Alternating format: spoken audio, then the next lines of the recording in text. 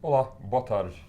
Eu estou aqui, meu nome é Felipe Dexheimer, sou Head de Alocação aqui da XP, eu estou aqui com o time de alocação, a Natália e a Alessandra, e a gente vai falar para vocês, pela primeira vez ao vivo, explicar um pouco a nossa visão de cenário e as nossas carteiras recomendadas e mostrar um pouco a informação que a gente já publica no Onde Investir, mas num formato de vídeo. Então, a primeira coisa que eu queria mostrar para vocês era esse primeiro slide que a gente tem sobre como foram os resultados dos mercados em janeiro, né? E daí dá para ver que foi um mês difícil para a Bolsa, né? O Ibovespa caiu 1,5%, mas foi um mês positivo para as bolsas lá fora. E para a renda fixa em geral foi um mês decente, né? Com a parte de crédito andando acima do CDI, os pré-fixados indo muito bem, acima de 1%, assim como a parte de debêntures de infraestrutura. E nesse cenário, as nossas carteiras recomendadas, todas foram acima do CDI, daí pode mostrar o slide. Então, as nossas carteiras aqui, entre meio no perfil conservador, comparando com o CDI de 0,4, 1,3 na carteira moderada e 1,4 na carteira agressiva, né? Então, essas carteiras elas são montadas para cada perfil de risco do investidor, né? E a gente vai entrar um pouco como é que elas são construídas agora. A gente começa construindo as carteiras pensando como está o mundo, né? E como que está o mundo hoje, né? O mundo hoje, em essência, ele é um mundo de baixo crescimento, né? Isso porque a expansão da economia americana já está no seu 10º ano, é a maior expansão do pós-guerra, e o desemprego já está na mínima. Então você está crescendo um pouquinho, que é aquele marginal, ainda que você não tenha uma chance de recessão, né? Então você vai crescendo. Pelo crescimento ser baixo, os juros lá fora também são baixos. É só pensar um pouco o que a gente vive aqui, né? Que como com a economia crescendo pouco, o Banco Central teve bastante espaço para cortar a Selic. E também, e aí é um pouco, os motivos são todos esses que a gente vê, né? De Irã, coronavírus e etc. E a gente tem materiais no site de conteúdo, vocês podem se aprofundar nesses temas. Mas é um mundo de aversão a risco. E por isso o dólar, o ouro e as coisas que são reserva de valor tendem a ficar fortalecidos, né? E isso, pode mostrar o slide agora, tem um impacto para o Brasil, né? O que é o impacto disso para o Brasil? O Brasil, por melhor que a gente é um país emergente, né? Então a gente fica menos atraente no mundo de baixo crescimento, mesmo sendo o melhor entre os emergentes, que talvez em tamanho a gente seja. Os juros baixos no mundo inteiro ajudam a pressionar a nossa própria curva de juros para baixo, né? Então a gente vê, especialmente as NTNBs muito longas, pagando um pouco mais de IPCA mais 3,5, é um resultado desse fenômeno global. E o mundo de dólar forte faz com que o real esteja sempre pior um pouco do que a gente espera, né? Eu faço a brincadeira assim, se você me contasse 2 anos atrás que a gente já está crescendo 2,5 ao ano, com reforma da Previdência aprovada, desemprego caindo, eu acharia que o real ia estar muito mais fortalecido do que está agora, mas é um pouco o ambiente global que torna isso verdade, né? E daí a hora que a gente pensa em Brasil, em 2020, a gente vê uma economia que está se recuperando, a gente, né, com o PIB crescendo 2,5% ao ano, inflação super controlada, e isso dá um espaço para o Banco Central manter os juros baixos, né? Então a gente tem até, é o nosso call inalterado já, coisa de 5 meses, que a gente vai até 4,25 na reunião do Copom hoje, e agora eu vou passar para a Alessandra, que está aqui do meu lado, ela vai falar um pouco da renda fixa. Bom dia, pessoal. Eu vou começar explicando o nosso slide de carteira de renda fixa. Como o Dex já passou um panorama do cenário global, acho que vale a gente passar pelas classes de ativo que a gente coloca nas nossas carteiras recomendadas de renda fixa.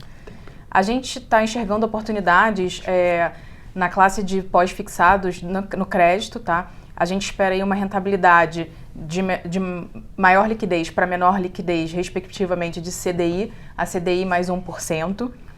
A gente enxerga oportunidade na classe de ativo de pré-fixado, na parte intermediária da curva de juros, que é a parte onde a gente vê ali 3 a 4 anos, tá? Mais ou menos esse prazo, onde a gente tem uma taxa atual de 5,6% a 5,9%, conferindo um prêmio de mais ou menos 0,3 pontos a 0,6, dependendo da trajetória de aumento dessa taxa de juros que o Dex já falou, que a economia vai chegar em 6% em 2021. A gente também olha para a parte de inflação, com oportunidade de prêmio de crédito, mais para debêntures incentivadas nesse momento. Inclusive, a gente coloca a taxa atual dessa rentabilidade do nosso fundo de IPCA, de debêntures incentivadas, de IPCA mais 3,6%. E a gente também olha para a parte de renda fixa global. O Dex já falou, a gente tem 3 cenários aqui, a gente coloca como um diversificador, mas também com um carrego positivo, como uma proteção, né? A gente viu aí no final de 2019 a inflação fechando em mais ou menos 4,3%, um pouco acima da meta, mas muito influenciada pela questão das carnes, dos núcleos de carnes, o que não afetou a nossa expectativa para 2020, tá? Foi uma questão pontual. Os núcleos de inflação que medem a inflação, tirando um pouco da volatilidade, também foi afetado por essa questão de carnes, mas a gente continua vendo uma expectativa de uma inflação ancorada, uma inflação dentro do que a gente espera. Os economistas estão vendo isso, como a gente pode ver no IPCA esperado, e a gente continua... Então a gente entende que não vai ter uma subida de juros muito diferente do que o mercado está esperando. Aqui entrando na parte de retorno absoluto, né, então a parte dos multimercados, o que a gente acha muito importante daqui para frente antes, né, as carteiras elas tinham muitos fundos multimercado, macro, e é isso, né, que olhavam simplesmente o cenário. Né? O que é bem importante agora é começar a acrescentar nas carteiras fundos que conseguem também capturar prêmios com essa diversificação. Então, o que a gente está falando aqui é incluir fundos long short. Né? Então, o que são fundos long short? Eles são fundos que no final deles são ações, né? Mas eles vão ganhar no diferencial da alta e da baixa dessas ações. Então, como a gente tem um cenário muito construtivo, né, para o Brasil, mas os diferentes setores, né, eles vão performar de forma diferente. Eu até vou mostrar depois para vocês um gráfico do Ibovespa mostrando a diferença de performance dos setores dentro do índice. É um ambiente muito propício para esse tipo de fundo conseguir retorno. E também os fundos quantitativos, né, que são aqueles fundos baseados em modelos estatísticos, diferente dos fundos macro, né, que são as teses macros dos gestores, e depois caem para essas como que eles vão se posicionar dentro dessas teses que eles têm. Tá? Dentro de renda variável Brasil, a gente está bem otimista, né? A expectativa é que a Bolsa vá para 140 mil pontos. Quando a gente faz todos os nossos cálculos aqui, onde tem o melhor risco-retorno de todas as classes é renda variável no Brasil. Então não é à toa que a gente está acima aí do nosso neutro para essas classes. E aí o foco dentro de renda variável são os setores mais cíclicos, né? Dentro do Brasil, que vão ser menos impactados, né? Caso a gente tenha, enfim, uma piora grande de bolsa lá fora, né? Enfim, relacionado a coronavírus, etc. Então, esses mais cíclicos que a gente vai sentir a retomada do crescimento na economia do Brasil, eles tendem a performar melhor.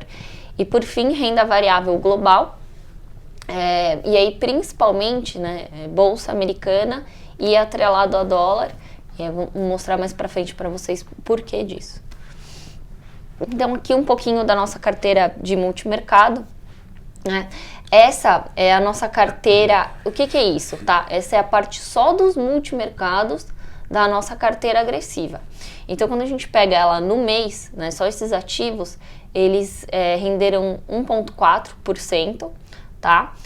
Comparando ao Selection Multimercado com uma carteira de FOFs que a gente tem aqui, né? Ele foi 0,38 e o índice de fundos multimercados foi 0,85.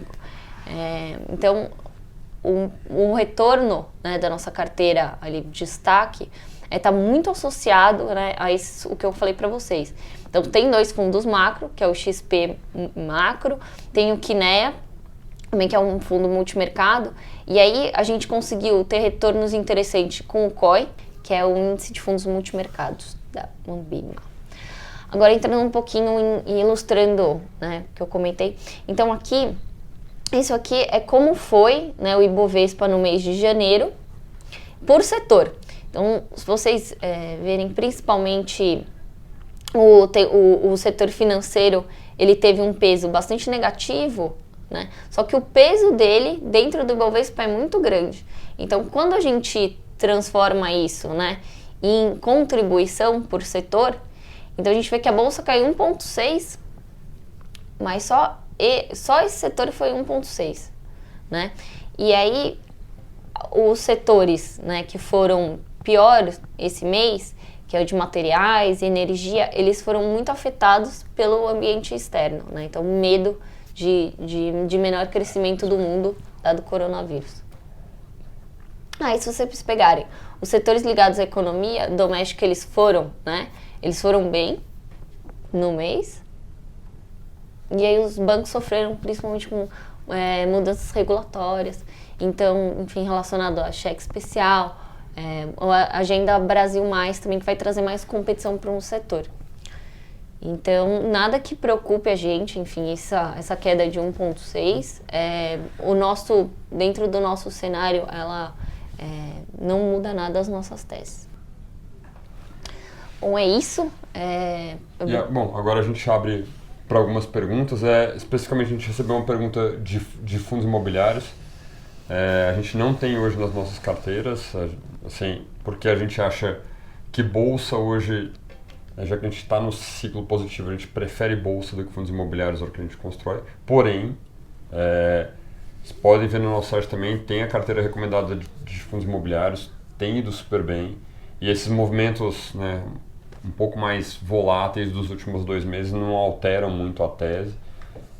Você tem ainda os imóveis baratos e você tem hoje o aluguel né, que você recebe desses fundos ainda está elevado, então é um bom ativo ainda, assim, não está nas carteiras, mas a gente tem uma carteira recomendada só disso. E teve uma pergunta sobre defesa da carteira, o ouro e dólar, até uma das pessoas respondeu aqui. A gente gosta mais da bolsa em dólar, né, porque ela já vem com esse componente cambial do que do dólar puro, até porque a bolsa ela consegue compensar um pedaço dos momentos de dificuldade do dólar, né? Então, dá para pensar, o dólar puro ele é muito mais um freio na carteira, ao passo que você tem essa bolsa mais o dólar, ele ajuda um pouco. Quando tem um otimismo global, essa posição não vai sofrer tanto quanto uma posição em dólar puro. O ouro é um ativo que a gente gosta bastante como defesa, mas ele ficou preterido aí em relação aos outros dois, que são a renda fixa global e a bolsa em dólar. Bom, eu queria agradecer a todos por terem ouvido a gente. Qualquer sugestões que vocês tiverem sobre essa reunião, é o primeiro formato, né? Então qualquer coisa que vocês acharem que faltou a gente abordar, não gostou dos nossos gráficos, gostou dos nossos gráficos, por favor, avisem a gente. E todo esse conteúdo que a gente usou está disponível, né, tanto na guia de investimentos do conteúdos.xp.com.br. Elas conseguem ver as carteiras recomendadas, conseguem ver os nossos cenários de longo prazo nos 5 anos em 5 minutos e todos os ativos recomendados que a gente tem lá. Muito obrigado. Obrigada. E boa tarde.